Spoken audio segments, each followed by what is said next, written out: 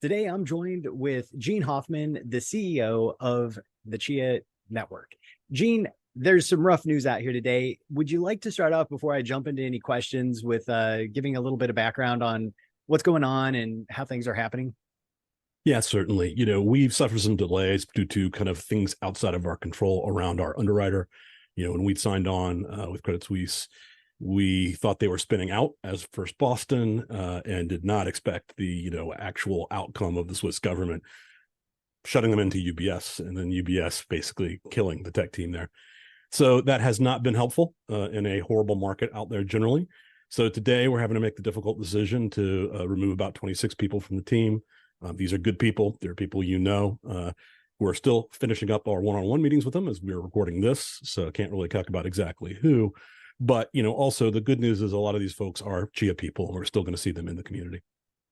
And that is a good point. And there is somebody I've already reached out to personally that hopefully I can get some contract stuff from that might make a little bit more polish on the digital spaceport channel. So there are people out there that will be available. And this could actually, let me just put a positive spin on it, be something that could fuel some of the growth of ecosystem development. Do you see that as a potential here?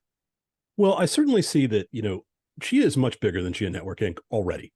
And this is a good thing. You've got Mad Max out there, you've got no SSD, you have Evergreen, those things continue on, the stuff Aceville is doing, we've got, real interesting things occurring. And we're just getting the first folks on the enterprise side with the final integrations of some of the largest registries in the CAD Trust. That's going to lead directly to more carbon tokenization. And then, a lot of the reason we did what we did today was to preserve the time to get some large customers that are late in the pipeline across that finish line and then live in production. There have been quite a few enterprises that have done POCs privately because they want to make sure that works for them. And then, are in the, okay, what's our, the customer's rollout timing because they've got their own things to do. The upside and the downside of working with really big players is they take a while. They measure their world in quarters, not in days. And unfortunately, in this sector, I think people like to see all that happen in days. And though I understand that, that's not the reality. Understand. So what brought about the decision for the 1/3 staff layoff? Is it just around the UBS thing primarily? Yeah, you can imagine that the status of our underwriter was important to potential investors. And we've been in limbo until really last Friday. And so, things have changed. But the whole point here was to make sure that we had adequate resources in multiple different ways to kind of sustain as we continue through the, going public process. The big unknown for everyone isn't, I'd say people worry the SEC is a problem. They are not. They have been, workmanlike is what I would say as we've worked with them. But, we had this delay due to our underwriter. The overall market conditions are the question. We can be ready. We can have some of those new customers announced and still not have a market that's ready for us yet. And that's really what's driving, making sure that we have a long enough runway so that we don't have to, raise a tremendous amount of capital until we do the offering, or, to the extent we ever had to sell coins, not sell very many. Okay. Are there any new leads as far as CNI on the development front for going public to take you public? Are there any new partnerships since the Credit Suisse implosion that you've been able to drum up? Is there any announcement yet, or is it way too soon for that? So when you're with an underwriter, you generally can't talk about them until the filing is made public. Okay. Obviously, this is kind of weird because we lost our underwriter, so that's why I can kind of talk about it. But no, we have a new person engaged. There were backup plans. As soon as things went weird, we obviously started to make those backup plans. Those went and are going well, and that's partially what led to last Friday that change there. So there are definitely no reasons to feel like we can't continue that process with the SEC with just the slight delay that was caused by finding a backup player. On the developments front, don't expect much to change other than obviously a little bit of a slowdown in the total roadmap speed. The real guiding light of this was to make sure that we were very focused on acquiring and scaling up, real world users, commercial banks, pharmaceuticals companies, governments doing supply chain. Those are the things that are late stage in our pipeline. And I think it's going to be really surprising to the world who's going to be using public blockchains on the Chia blockchain. Is there anything that you can look at for the community developers that might be existing already out there that you could identify as potential items on the roadmap that would be a good idea for community developers to take a look at right now?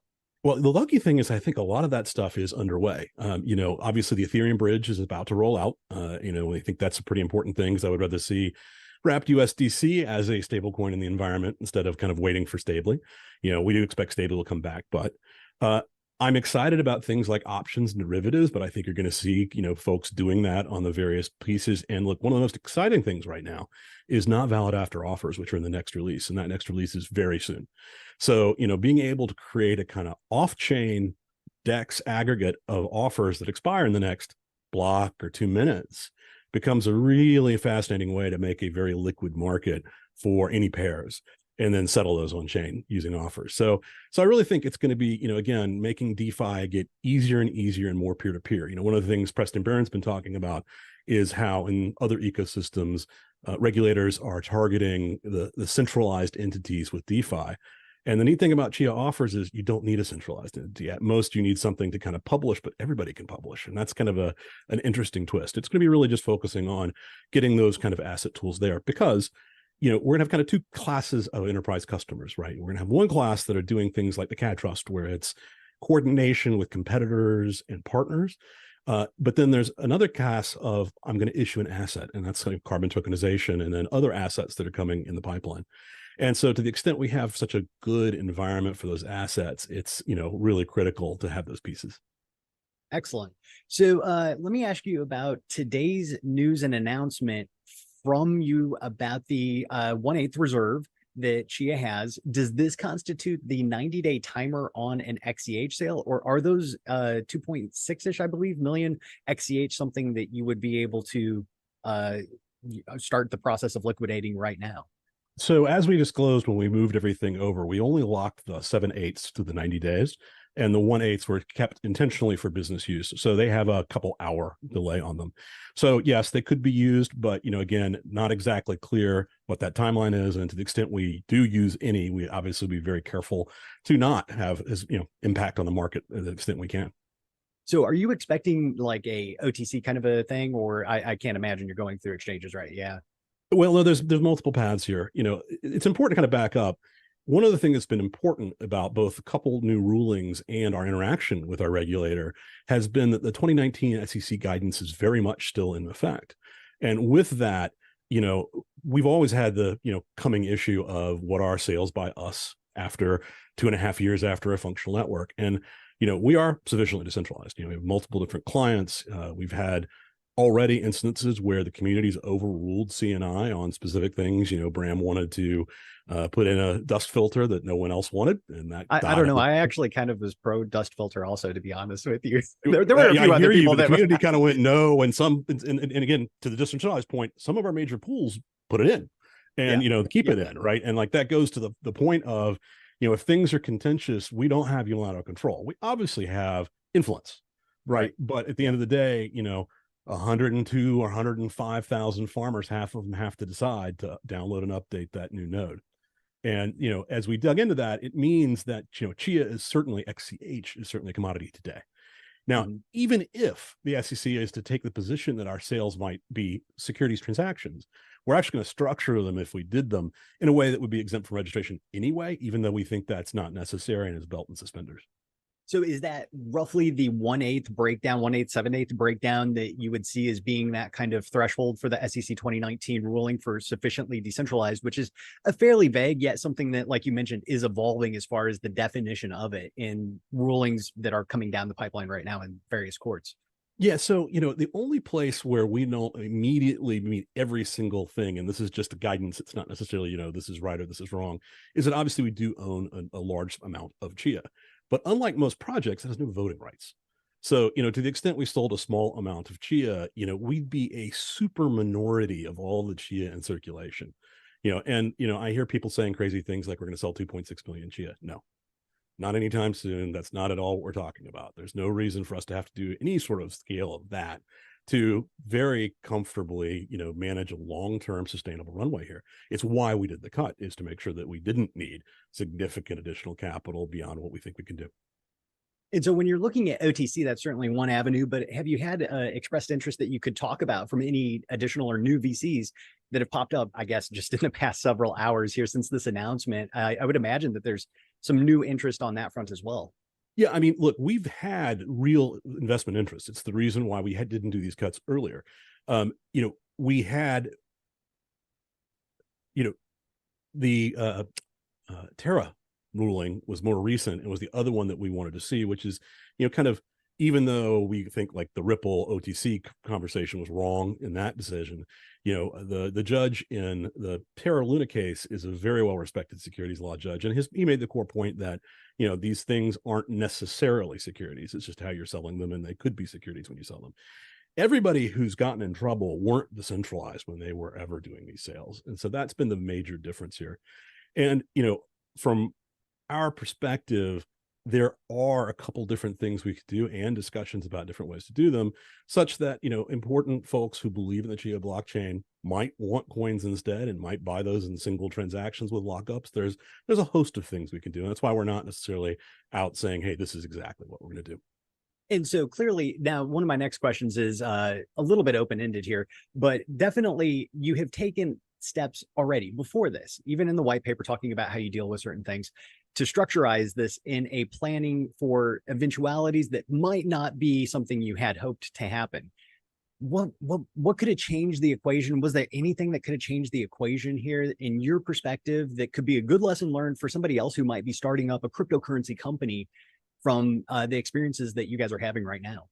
Well, I mean, there's one thing that's important, which is we're utterly unique. I mean, no other project has gone this far from, launch and full decentralization before they ever touch their treasury. And I think that's important to note. It's very, very different than, an ICO or anything else like that. And we have always said that we would make sure people knew what we were going to do. I've heard certain community people be like, you should have sold them and not told us. And the answer is hell no. We want people to know what's going on, to be transparent about what's going on. Once those coins move, people will see them, and I want people to know what we're doing and why. Certainly I did not expect a black swan of like the third bank in my life dying. I mean, I've been teasing people that our corporate bank was SVB, my personal bank was First Republic, and our underwriter was Credit Suisse. Don't bank anywhere I bank. Beyond that, look, the point of the pre-farm was to make sure that we never got to a place like Bitcoin's at today where, it's like, please donate to me. Like, we don't want to do that. We wanted to make sure that there was a real ability to continue to invest in and build new features and support and kill tech debt and all the things that you want for a blockchain to continue to scale up. And, look, one of the things we're excited about, it kind of answers one of your other questions a little as well, is that Bram's feeling like he's made a bit of a breakthrough on his state channel gaming. And we think that's going to be a very interesting new customer acquisition tool as people come on and can play in Chia for Chia on games of skill. And that is important to us on the enterprise side because it is Lightning 1.0. It is a key capability to be able to do scaled payment channels peer-to-peer and then later multi-party. And so that's a big piece of that work that gets done with that. So, I can't say there's anything obvious that I'd love to change. I would love for, a little less crooks in our industry to cause a little less nuclear winter. But, that's, again, kind of outside of our control. And so there had been, let's step back in history a little bit. There had been some talk kind of early on about an IPO. I actually had thought that the IPO might have happened sometime around the end of 2021 or beginning of 2022. It seemed like things may have been moving in that direction at one point, but there was some pauses.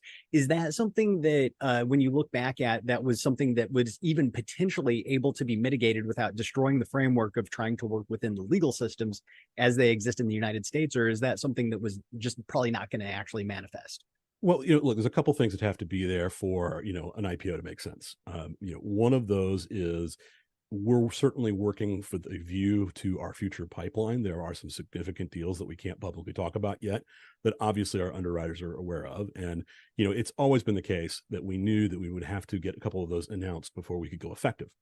But it's also the case that we knew it was going to take a little longer with the SEC. And by the way, a little longer has been completely rational. It's not, them anywhere out of very business-like kind of response to what we're doing. So, we engaged, early this last year with our underwriter. And if you think about an April filing, you have to imagine there were a few months, quarter or plus back before that. So, I will say that, having FTX blow up in the middle of shopping with underwriters and all those sorts of things. It certainly made people more nervous about the market.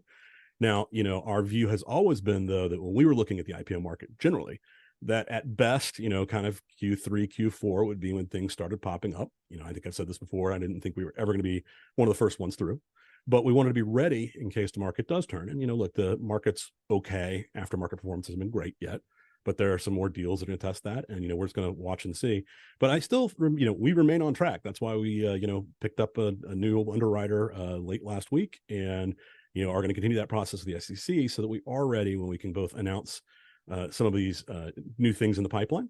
And, as the IPO market continues to improve sometime next year. Will we see a shift in the marketing strategy or focus around Chia, or is that going to be something that's kind of happening behind the scenes that we're not going to actually really see an impact on? Will there be different, essentially, communications, I guess, on some of the public-facing channels that the farming community and other people will see as a result of this? So we're going to have less total people kind of hired in the ecosystem. So you're going to have less folks on, on the various like Reddit and Discord, but you're still going to have some. The focus is much more on DevRel. I mean, we actually took some of the ecosystem resources and put it over to DevRel because we want to make it easier and continue to answer questions and get, more neat new things built in Chia. So look, the focus didn't shift much. I mean, basically, making sure DevRel really had resources. And then, beyond that, it's really getting into the buying process for people looking at private blockchains to move them to, our virtual private blockchain instead, AKA public blockchain. So, not much is going to change there. Obviously, to the extent when we launch Bram's Gaming, there'll certainly be some marketing, around that, and expect, to have ecosystem players play in that. We don't expect to be kind of the central resource for that. We're going to get, again, kind of like we do a reference implementation, and we'll look to other folks to do like player matching and all those sorts of things. So some real opportunities for the ecosystem around that. But as I said, our customers, the things that will get our IPO complete are these banks and governments and enterprises who have real needs for the blockchain. If you're wargaming this situation, and I am absolutely certain that you are, in your mind and how it plays out, lay out the likely course over the next couple of months that we could expect to see for Chia, and possibly up to maybe even like a 6-month window, if you think that that is something that you could even begin to forecast. That gets pretty hard in these murky waters, especially in cryptocurrency. Yeah, I mean, look, with real investor interest, it's a matter of kind of finishing out what those negotiations would look like to the extent we decide to go that direction. The whole point here is that we do feel comfortable at this, leaner rate to be able to go pretty indefinitely while we get those other steps out of the way. The major driver for us that's going to be next is being able to talk about a couple of these major non-carbon adopters. I think one of the knocks I see when I talk to the street is, the carbon market is interesting. It's pretty clear you're going to dominate there, but how long is it going to take? And some people don't believe in the carbon market. And, and I understand that criticism. I personally think that it's actually a really good partial solution to major real problems. But more than that, I know it's going to be an excellent use case and case study for how you build a market on the Chia blockchain. We're soon going to see kind of a Cambrian explosion of, tokenized carbon. And then with our partnership with the IFC, the hope is to get down to, being able to not have every single project have its own coin, but have, one coin for project categories, right? And that's going to take some time, but we're going to start seeing the first part soon. So with the late stage pipeline that we have, that is, again, banks and governments doing not carbon things, right? I think that's really going to start to finish that story and that social proof that blockchains are here. They're real. I think there's some skepticism about who would pay us for a blockchain. And, I get to see our pipeline and not everybody does. And I think being able to announce and put those people in production is really going to change that skeptical take to being like, oh, wow, there are real activities that, name brand banks need to do on a public blockchain. Certainly. And I know one of the articles that C and I produced recently that actually really spoke to me and hit a chord that I thought was not only just hyper relevant to where we're at today with the current advancements that we're seeing in machine learning and data sovereignty, is the data valuation side of the equation. And Chia is uniquely poised to be one of the better players, in my estimation, in that conversation, with truly decentralized ownership of not only data, but also the assignment of that data to machine learning models, and the valuation of that data in machine learning models being something that individuals or organizations could quantify into actual real dollars and cents on their balance sheet. I think there's a lot of important plays like that, like the carbon markets. Although I don't think the carbon markets are going to necessarily push the price of XCH super high. I had originally kind of hoped that. I don't think any farmer ever looks at anything and thinks anything different. You want to see price go up, right? But certainly, I think that there are a lot of use cases for Chia that could supply fee pressure, and I am always optimistic about those. But the real world use cases that really make the demand for people to go out and buy on market or in advance of market are things like AI advancements, whatever kind of banking relationships you guys are working on, which we don't exactly know, but there's some sort of a relationship thing developing there. Those kind of things could definitely be seen as critical, I think, for the adoption of real world utility onto the Chia blockchain that is translated into actual people going out, needing to market purchase and actually moving price. Those things make me incredibly optimistic. Gene, I'm going to give you one last moment here to just wrap things up. And I want to say heartfelt, I know a lot of people are looking for different things today as far as jobs. And I think the Chia team, one of the things that has kept me so interested in Chia for the past almost 2.5 years is the fact that you, in my opinion, are the best last hope for how to launch public blockchains that are layer one, that could forge a pathway for other blockchain companies, even in the future, to do this. I mean, you can certainly go the Bitcoin route, which is very, very hard to do, I think, from a strategic standpoint nowadays. But you actually have a very viable method of going public. Seeing any roadblocks that hit you guys, I feel like that sucks, man. It sucks. It does suck, but again, it's a market situation. It's not necessarily a comment about us per se. I mean, one thing that's important to look around is if you go look at crypto financing over the last 9 months, only seed stage deals are getting done. Nothing later stage is happening at all. And, I can tell you that's because things like LPs are not making their capital calls inside some of these crypto VCs. It's ugly out there.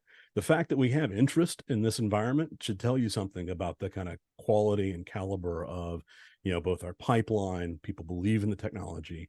But look, the bottom line is that to end this winter, to get the conversation going the other direction about crypto and blockchains, is to bring social proof of real customers. Mom and pop can't understand why bank A would choose one blockchain over the other. But when they do, then they know they bank with that bank. It all of a sudden goes, oh, there must be something serious and real here. And so it's our goal to get those kinds of announcements out over the next 6 to 9 months. Excellent. Excellent. Gene, thank you for joining me today. And I'm sure everybody has had a ton of questions around this. You can hit them up in the Chia Discord, which is a place where you can actually talk to Chia employees as well. You can also find Mr. Hoffman on Discord or on Twitter. That is, what is your Twitter handle there? I always forget that. Hoffman G, Hoffmang. Hoffman G, because he is the real OG in this space. Everybody have a great rest of your day, and we will check you guys out next time.